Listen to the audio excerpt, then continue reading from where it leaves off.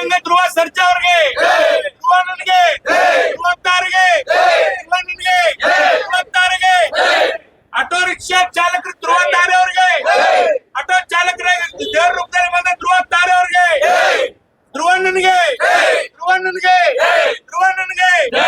ಇವತ್ತು ಕರ್ನಾಟಕದಲ್ಲಿ ನಮ್ಮ ಧ್ರುವ ಅಣ್ಣ ಸರ್ಜಾ ಅವರು ಅನೇಕ ಚಿತ್ರದಲ್ಲಿ ಯಶಸ್ವಿಯಾಗಿದ್ದಾರೆ.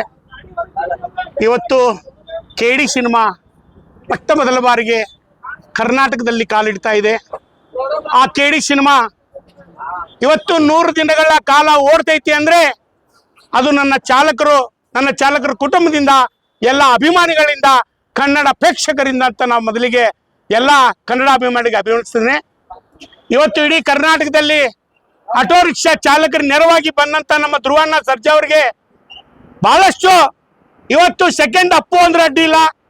ಯಾಕೆ ಈ ಮಾತನ್ನ ಹೇಳ್ತೀನಿ ಅಂದ್ರೆ, ಒಂದು ಕೈಲೇ ಕೊಟ್ಟಿದ್ದು ಇನ್ನೊಂದು ಕೈಗೆ ಗೊತ್ತಿಲ್ಲ ಅಂತ ಧ್ರುವ ಸರ್ಜನನ್ಗೆ ನಾವು ಇಡೀ ಉತ್ತರ ಕರ್ನಾಟಕ ಆಟೋ ರಿಕ್ಷಾ ಚಾಲಕರ ಸಂಘಟನೆ ನಾವು ಋಣಿಯಾಗಿರ್ತೇವೆ.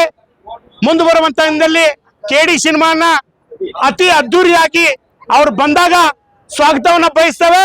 ಅವ್ರ ಸಿನಿಮಾ ಓಡ್ಲಿ ಅಂತ 100 ದಿನ ಹಾರೈಸ್ತೇವೆ.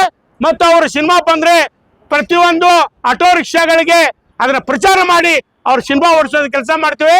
ಇವತ್ತೇನು ನಮ್ಮ ಆಟೋ ರಿಕ್ಷಾ ಚಾಲಕರಿಗೆ ಪ್ರತಿ ರಿಕ್ಷಾಗಳಿಗೆ 300 ರೂಪಾಯಿ ಅಂತೆ ಆಟೋ ರಿಕ್ಷಾಗಳಿಗೆ LPG ಹಾಕಿಸ್ತಿದಾರ. ಅವರ ಕುಟುಂಬ ಮತ್ತು ನಮ್ಮ ಧ್ರುವ ಅಣ್ಣ 100 ವರ್ಷಗಳ ಕಾಲ ಚೆನ್ನಾಗಿರ್ಲಿ ಅಂತೇಳಿ ಮಾಧ್ಯಮಕ್ಕೆ ನಾ ಕಳ್ಕಳಿ ವಿನಂತಿ ಮಾಡ್ತಾರೆ. ಸರ್ ಇವತ್ತು ಬೆಳಿಗ್ಗೆ 10 ಗಂಟೆಯಿಂದ ಸಾಯಂಕಾಲ 4-5 ಗಂಟೆವರೆಗೆ ನಾವು ಹಾಕಿಸ್ತೇವೆ. ಮತ್ತು ಅಗತ್ಯ ಬಿದ್ದರೆ ಇನ್ನೂ ಹುಬ್ಬಳ್ಳಿ ಧಾರವಾಡದಲ್ಲಿ ಹೆಚ್ಚಿನ ರೀತಿಯಲ್ಲಿ ಹಾಕಿಸುವಂಥ ವ್ಯವಸ್ಥೆ ಮಾಡಿಸ್ತೇವೆ. ಆ ನಂತರ ಬೇರೆ ಬೇರೆ ಜಿಲ್ಲೆಗಳಲ್ಲೂ ಎಲ್ಲ ಅವ್ರ ಅಭಿಮಾನಿಗಳಿಗೆ ಮಾತಾಡ್ತೀನಿ ಅಂತೇಳಿ ಧ್ರುವ ಅಣ್ಣ ನಮ್ ಕೂಡ ಮಾತಾಡ್ತೀನಿ ಅಂತ ಹೇಳಿದಾರ. ಮಾತಾಡಿದ ತಕ್ಷಣ ನಾನು ಮುಂದೆ ಬರುವಂತ ಮಾಧ್ಯಮ ಸರ್, ಹುಬ್ಳಿ ಒಳಗೆ ಸುಮಾರು ನಾವು ಇನ್ನೂ 2-3 ಪಂಪ್ನಲ್ಲಿ ಹಾಕ್ಬೇಕಂತ ಎಲ್ಲಾರು ಅವ್ರ ಅಭಿಮಾನಿಗಳು ಮತ್ತು ಅವ್ರು ಬಂದಂತ ಚಿಂತಕರು ವಿಚಾರ ಮಾಡ್ತಿದಾರ. ಅವ್ರು ಏನಾದ್ರು ಬೇರೆ ಬೇರೆ ಪಂಪ್ನಲ್ಲಿ ಕೂಡ ಅವ್ರು ಹಾಕಿಸ್ತಾರೆ. ಹಾಕ್ಸಿದ ತಕ್ಷಣ ತಮ್ಮ ಗಮನಕ್ಕೆ ತರ್ತೀನಿ ಅಂತ ನಮ್ಮ ಮಾಧ್ಯಮಕ್ಕೆ ವಿನಂತಿ ಮಾಡ್ತಾರೆ. ಮೊದ್ಲೇ ಗ್ಯಾಸಿನ ಪ್ರಾಬ್ಲಮ್ ಐತಿ ಅಂತೇಳಿ ಎಲ್ಲಾರ ಜನಕ್ಕೆ ತೊಂದರೆ ಆಗಿದ್ದಕ್ಕೆ ಮತ್ತೆ ಇವ್ರು ಕೊಡಾಕ್ ಅಂದ್ರೆ ಏನ್ ಸರ್ ನೀವು? ಸರ್ ಇವತ್ತು ಏನಾಗಿದೆ ಅಂದ್ರೆ ಹುಬ್ಬಳ್ಳಿ ಧಾರವಾಡ ಅವಳಿ ನಗರದಲ್ಲಿ 21 ಪಂಪ್ಗಳಿದಾವೆ.